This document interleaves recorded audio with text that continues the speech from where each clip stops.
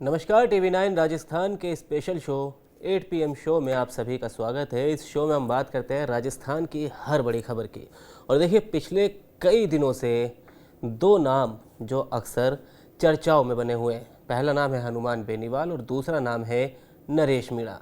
नरेश मीणा देवली उनियारा उपचुनाव के बाद से लगातार चर्चा में आए, एसडीएम को थप्पड़ जड़ने के बाद, जिसके बाद से अब वो जेल से बाहर आ गए और फिर दोबारा से झालावाड़ हादसा होने के बाद एक बार फिर से वो जेल में चले गए। लेकिन उनके जेल में जाने के बाद भी उनके नाम की चर्चाएं रुकने का नाम नहीं लेती। दरअसल हनुमान बेनीवाल ने एक निजी एक यूट्यूब चैनल को उन्होंने इंटरव्यू दिया, जिसमें उन्होंने बड़ा बयान दिया नरेश मीणा और अंता से उपचुनाव को लेकर।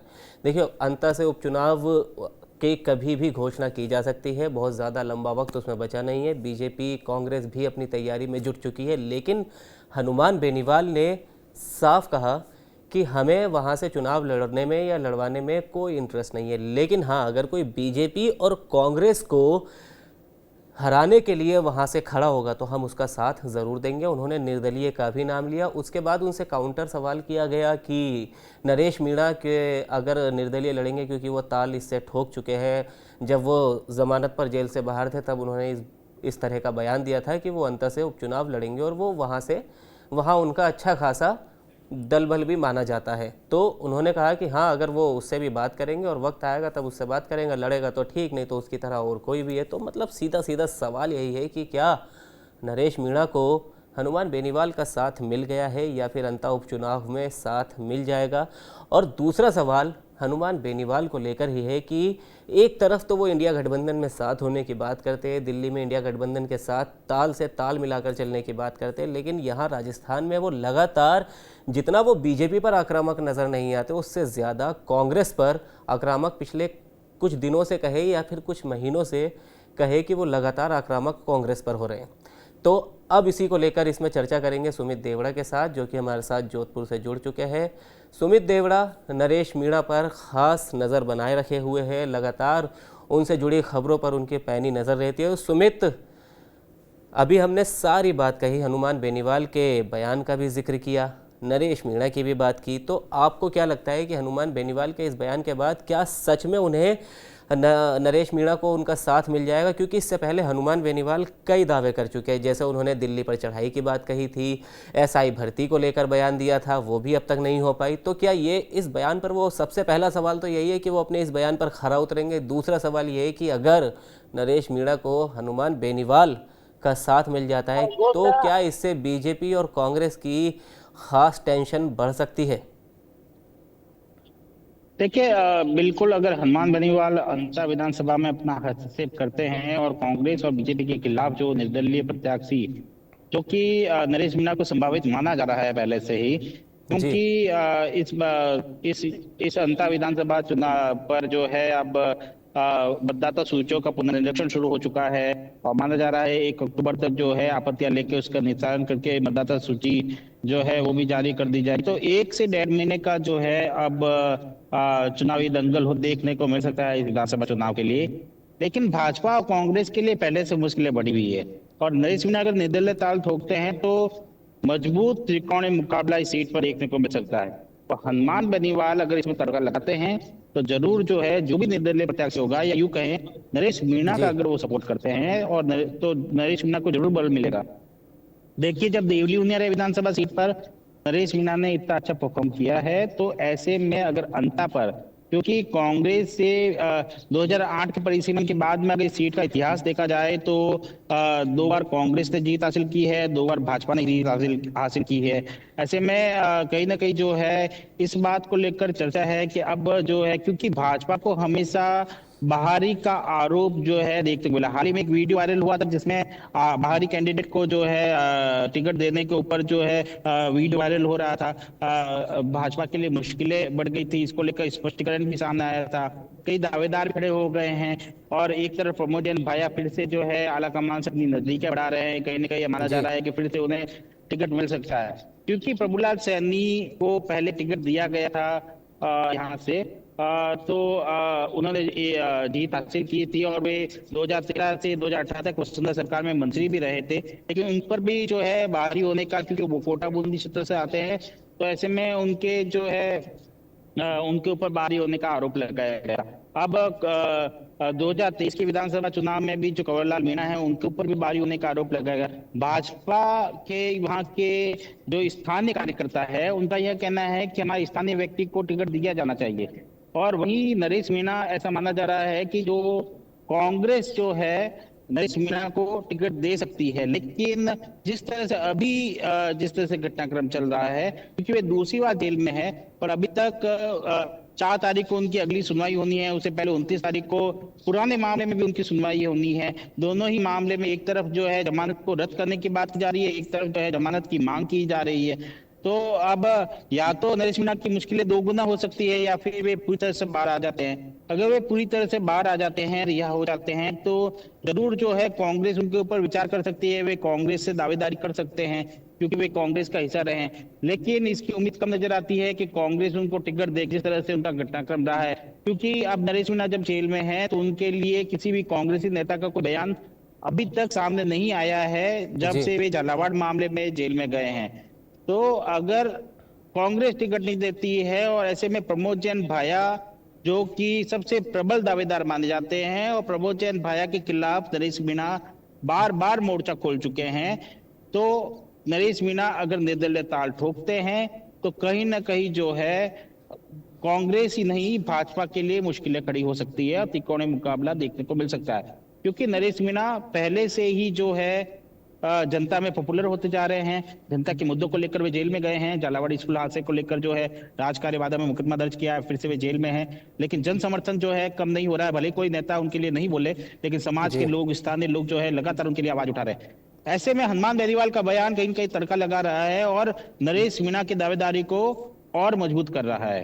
जी जी सुमित, लेकिन सवाल यहाँ पर एक तो हनुमान बेनीवाल के बयान को लेकर है। देखिए, जब ये 5 सीटों पर उपचुनाव हुए थे जिसमें वो एसडीएम थप्पड़ कांड हुआ था, उस वक्त हनुमान बेनीवाल ने कई बयान दिए थे कि रोहत की सीट पर जाके प्रचार करेंगे, यहाँ जाकर प्रचार करेंगे, कई उन्होंने बयान दिए थे, लेकिन वो ऐसा कुछ होता हुआ उस वक्त भी नज़र नहीं आया था। इसके बाद जैसा कि मैंने अभी एसआई भर्ती को लेकर कहा, एसआई भर्ती के लेकर उन्होंने अल्टीमेटम दे दिया था, वो भी नहीं हुआ। इसके बाद उन्होंने दिल्ली चढ़ाई की बात की थी, संसद खत्म हो गई, लोकसभा का सत्र, मॉनसून सत्र भी खत्म हो गया, लेकिन दिल्ली में चढ़ाई जैसा कुछ भी दिखा नहीं।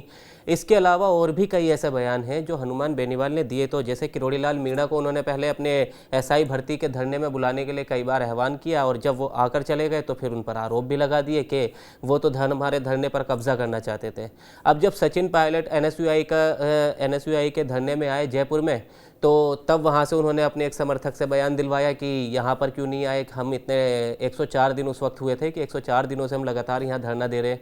अब जब उसके अगले दिन वहाँ पर सचिन पायलट समर्थित विधायक भी पहुँच गए, तो फिर उस बयान से भी वो कहीं ना कहीं पलटते हुए नजर आए। तो ये चीज़ें उनके बयान को लेकर कहीं ना कहीं ये है कि वो जो कहते हैं वो हमेशा करते नहीं है। तो क्या वो सच में ऐसा होगा कि वो नरेश मीणा के लिए जाकर प्रचार करेंगे? क्योंकि नरेश मीणा तो कह चुके हैं कि वो वहाँ से उम्मीदवारी ज़रूर अपना दावा ठोकेंगे अंता से। देखिए, हनुमान बेनीवाल उनके लिए प्रचार करे या नहीं करे, हालांकि उनके बयान ने जो है सियासी गलियारों में चर्चा का विषय जरूर बना दिया है। जी देखिए, जब नरेश मीणा ने देवली उनियारा विधानसभा सीट से चुनाव लड़ा था, तब 4 से 5 लोगों के यहाँ पर प्रचार करने की बात सामने आई थी। बिल्कुल। इसको लेकर हमने प्रमुखता से जो है खबर भी कवर की थी, और माना जा रहा था कि रविंद्र सिंह भाटी, राजकुमार राउत, हनुमान जी बेनीवाल की तिकड़ी जो है वहां पहुंचेगी, उनके लिए प्रचार करेगी और उनको जीत दिलाएगी। लेकिन ऐसा कुछ होता हुआ दिखाई नहीं दिया। ना तो रविंद्र सिंह भाटी वहां पहुंचे, ना जी हनुमान बेनीवाल वहां पहुंचे, ना राजकुमार राउत जो है वो वहां पे पहुंचे।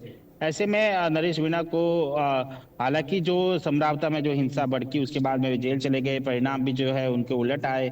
तो अब जब ऐसी बात की जा रही है, तब हनुमान बेनीवाल वहां पहुंचे नहीं पहुंचे, ये अलग बात है। देखिए, हनुमान बेनीवाल के कई बयान आपने गिनाए कि कई तरह के वादे उन्होंने किए थे लेकिन नहीं गए, लेकिन उनकी संख्या ज्यादा है जहां पर उन्होंने जनता से वादा किया और वे वहां जी पहुंचे। देखिए, कहीं ना कहीं जो है हनुमान बेनीवाल का मारवाड़ क्षेत्र में ज्यादा पकड़ है। मारवाड़ क्षेत्र की जाट समुदाय में जो है कहीं ना कहीं ज्यादा पकड़ है। ऐसे में मारवाड़ क्षेत्र में जब राजस्थान विधानसभा चुनाव में वे अपनी ही सीट बचा पाए, और उपचुनाव में वह सीट भी उनके हाथ से निकल गई, क्योंकि खिवसर उनका गढ़ भी कहा जाता है। अब जी जब फिर से वे पकड़ मजबूत बनाने में लगे हैं, और ऐसे में कहीं ना कहीं इनका जो धरने हैं, प्रदर्शन है, या तो जयपुर या पश्चिमी राजस्थान में ज्यादा देखे जा रहे हैं पिछले एक साल से। कहीं ना कहीं इस क्षेत्र में जहां पर उन्होंने सीटें खो दी, जहां पे उनकी सीटें थी, वहां पे वो पकड़ वापस मजबूत बनाने में लगे हैं। ऐसे में क्या वे पूरी राजस्थान में जाते हैं या नहीं जाते हैं, ये बड़ा बात है। देखिए, अगर अंता विधानसभा के जातीय समीकरण की बात करें तो हमें यह भी समझने की आवश्यकता है कि यहाँ पर जो है सबसे ज्यादा जो डिसाइडिंग फैक्टर जो है वह सैनी माली समाज का वोट बैंक है, जो कि लगभग 20% से ज्यादा है। और उसके बाद जी में है एससी समाज का, जो कि 19% ज्यादा है, 20% के लगभग है। इसके बाद में मीणा समाज का आता है, जो कि 17% के आसपास है। और इसके बाद में बाकी समाज के जो है वोट बैंक आते हैं। गुर्जर समाज का 5% के आसपास है। गुर्जर मीणा का समाज का जो सपोर्ट है नरेश मीणा को हमेशा मिलता रहा है। यही कारण है कि प्रभुलाल सैनी, जो कि बाहरी होने का आरोप लगने के बाद में भी यहाँ पर ना सिर्फ एक बार जीत हासिल कर चुके हैं, बल्कि 3 बार अच्छी फाइट भी दे चुके हैं। और कहीं ना कहीं जो है प्रमोद जैन भाया को कांग्रेस बराबर लगातार जो है प्रमोट भी कर रही है। तो ऐसे में नरेश मीणा अगर हनुमान बेनीवाल प्रमोशन करने उनके चुनाव में नहीं भी आते हैं और जी अपना वादा नहीं भी निभाते हैं, तो भी नरेश मीणा एक प्रबल दावेदार हो सकते हैं, क्योंकि जातीय समीकरण कहीं ना कहीं जो है उनके पक्ष में जाता हुआ दिखाई दे रहा है। और यहाँ के क्षेत्र के लोग भी उनको पसंद करते हैं, दूसरे समाज के लोग भी उनको पसंद करते हैं। ऐसे में कहीं ना कहीं उनको जो अगर निर्दलीय ताल ठोकते हैं तो वे अच्छा मुकाबला कांग्रेस और बीजेपी को देंगे। लेकिन आपने जो सवाल किया कि हनुमान बेनीवाल क्या अपना वादा पूरा करेंगे, हालांकि इसकी उम्मीद जो है कम नजर आती है, क्योंकि पिछले चुनाव में देखा जाए तो हनुमान बेनीवाल पूरे राजस्थान में कई स्थानों पर नहीं पहुंचे थे। जी हालांकि जब लोकसभा का चुनाव था, इंडिया गठबंधन की बात थी, जब वे चुनाव लड़ रहे थे इंडिया गठबंधन के जो उम्मीदवार बनकर, तब कांग्रेस के लिए उन्होंने कई जगह पे प्रचार किया जहां पर उनका विरोध नहीं था। जैसे बाड़मेर जैसलमेर सीट पर उनका विरोध था तो वे वहां नहीं गए, बाकी सीटों पर उन्होंने जरूर प्रचार किया। लेकिन अब जब पूरी राजस्थान की बात आती है तो कहीं ना कहीं वे उनकी जो है वहां पर मौजूदगी जो है वह कम दिखाई देती है। ऐसे में अगर नरेश मीणा के लिए वे प्रचार नहीं भी करते हैं, अपना वादा जी नहीं भी निभाते हैं, तो कोई बड़ी बात नहीं होगी। लेकिन नरेश मीणा के लिए अगर कोई प्रचार करने नहीं भी जाता है, तो भी जातीय समीकरण, उनकी बढ़ती पॉपुलैरिटी, लोगों में उनकी जो बातें हो रही है, जिस तरह से जन समर्थन उनको मिल रहा है, कहीं ना कहीं प्रबल दावेदार उन्हें वैसे ही बना रही है। ऐसे में कोई बाहरी सपोर्ट की नरेश मीणा को ज्यादा आवश्यकता नहीं दिखाई दे रही है। जी जी सुमित, आप बिल्कुल ठीक कह रहे हैं, क्योंकि इससे पहले भी लगभग एक महीना पहले ये खबर भी आई थी कि दोनों ही पार्टियों ने अपने वहाँ पर सर्वे कराया था, जिसमें नरेश मीणा दोनों ही पार्टियों से कहीं ना कहीं ऊपर पाए गए थे। हालांकि ये सूत्रों के हवाले से खबर थी, और इसमें भी कोई दो राय नहीं है कि हनुमान बेनीवाल वहां जाए या ना जाए, नरेश मीणा कहीं ना कहीं इस बार अंता उपचुनाव में कांग्रेस और बीजेपी की माथे की शिकंद जरूर बढ़ाने वाले। इसके अलावा हनुमान बेनीवाल अपने बयान पर खरा उतरे या ना उतरे, लेकिन इन दिनों विपक्ष की अगर कोई भूमिका निभा रहा है तो वो कांग्रेस नहीं, वो बल्कि हनुमान बेनीवाल है, जो लगातार सड़कों पर नजर आ रहे हैं। और वो के बयान कई बार दे भी चुके हैं, जैसा कि मैंने अभी शुरुआत में भी इसका जिक्र किया कि हनुमान बेनीवाल लगातार सड़कों पर है और कांग्रेस के लिए कांग्रेस के विरोध में आक्रामक बीजेपी से ज़्यादा नजर आ रहे हैं। तो सुमित, आखिरी सवाल आपसे, बस एक छोटा सा प्रतिक्रिया इस पर चाहूँगा कि हनुमान बेनीवाल अगर चले भी जाते हैं नरेश मीणा के लिए अंत उपचुनाव में, क्योंकि नरेश मीणा तो कह चुके हैं कि वो लड़ेंगे, तो क्या मान के चला जाए कि सीट पर जीत उनकी पक्की हो जाएगी? देखिए, बिल्कुल उनको मजबूती जरूर मिलेगी नरेश मीणा को, अगर हनुमान बेनीवाल उनके लिए प्रचार करते हैं। क्योंकि हनुमान बेनीवाल जिस तरह से लगातार उनके संबोधन में यह बात आती है कि राजस्थान में जो वास्तविक विपक्ष की भूमिका जो निभा रहे हैं वो हनुमान बेनीवाल है। कहीं ना कहीं यह धरातल पर सही भी दिखाई देता है। अलग अलग मुद्दों पर उनके जो जिस तरह से उन्होंने धरना प्रदर्शन किया, जो जो नदी को देख लिए, सब इंस्पेक्टर भर्ती परीक्षा का जो धरना है, उसको लेकर देख लीजिए, कई जो है अब 150 दिन जो है होने को जी कुछ ही दिनों में 150 दिन हो जाएंगे, तो एक बड़ा लंबा धरना है इसके लिए। तो कहीं ना कहीं भाजपा और कांग्रेस के लिए जिस व्यक्ति ने मोर्चा खोल रखा है, ऐसे में निर्दलीय व्यक्ति के लिए, निर्दलीय उम्मीदवार के लिए वे प्रचार करते हैं, आते हैं, तो कहीं ना कहीं उनको जरूर मजबूती मिलेगी। कहीं देखिए, सामान्यतः ऐसा होता है कि जिस राजस्थान में एक बार बीजेपी और एक बार कांग्रेस की रीति नीति जी काफी चुनावों से देखी जा रही है, और ऐसा देखा जाता है 3 से 4 वर्षों के बाद में जो है सत्ता विरोधी लहर जो है वो शुरू हो जाती है। लेकिन इस सरकार में कहीं ना कहीं यह लहर कहीं जल्दी दिखाई दे रही है। जिस तरह से अलग अलग क्षेत्रों में प्रदर्शन हो रहा है, और कहीं ना कहीं सरकार जो है चौतरफा घिरी हुई भी दिखाई दे रही है। देखिए, जिस तरह से पश्चिमी क्षेत्र में जिस तरह से मुद्दे उठाए जा रहे हैं, रविंद्र सिंह भाटी जो है लगातार सरकार को घेरने का कार्य कर रहे हैं। ये हनुमान बेनीवाल भी जो है कई मुद्दों पर घेरने का कार्य कर रहे हैं। वही गुर्जर समाज, जाट समाज भी आंदोलित है आरक्षण को लेकर। हालांकि कैबिनेट में इसको लेकर जो है कई निर्णय लिए गए हैं। अब वे कितना संतुष्ट कर पाते हैं गुर्जर समाज को और जाट जी समाज को, यह देखने वाली बात होगी। ऐसे में जो जी है पूरी राजस्थान की बात करें तो यहाँ पे जाट ठीक है समुदाय का अच्छा खासा जी प्रभाव है, सुमित और ऐसे में कहीं ना कहीं मजबूती नरेश मीणा को जरूर देंगे हनुमान जी बेनीवाल जी।